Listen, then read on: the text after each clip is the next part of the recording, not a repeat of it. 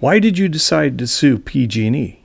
The basic reason that I decided to sue PG&E was because after I sort of came out of the fog of that initial escape and the shock of losing everything that we owned, I decided to try and figure out what happened. I talked to some people who had been up at the scene where the Tubbs fire supposedly started. We then made some phone calls to different law firms to get information, and at that point I got really mad. I decided to sue PG&E. I'm a good lawyer and I've done well in trial before, but taking on a multi-billion-dollar corporation is something that is very difficult to do.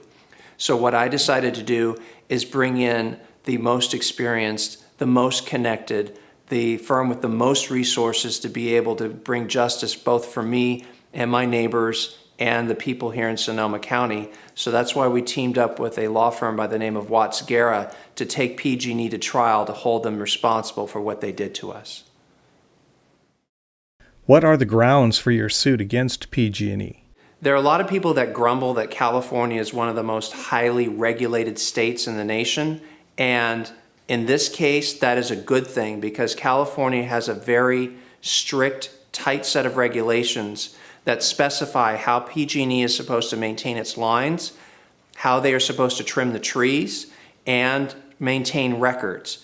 And as you will see as the lawsuit progresses, we will provide information that will demonstrate how time and again they have not performed their maintenance, they've cut back on their maintenance, and sometimes they have not done the record keeping that they were supposed to. And what we've seen time and again is that PG&E as a company was convicted dozens of times in federal court regarding that San Bruno gas pipeline explosion. In fact, PG&E was on criminal probation at the time the fires started here in Sonoma County. What is a right-of-way and how does that affect this lawsuit?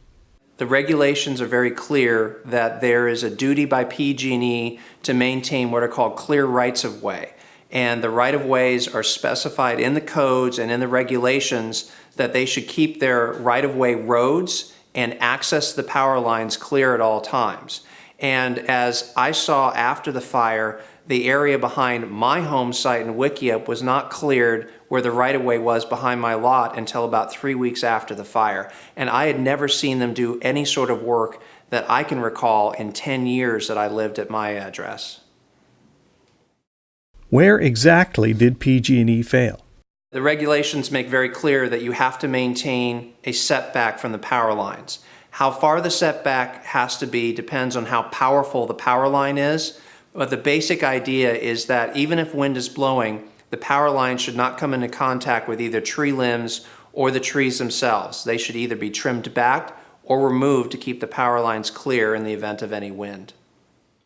Is it reasonable to expect PG&E to anticipate power lines in California to be exposed to strong wind? The weather records for this area of California go back decades, if not hundreds of years, and we have detailed records for a long period of time about the September and October periods. There are a lot of winds that move from the Central Valley offshore.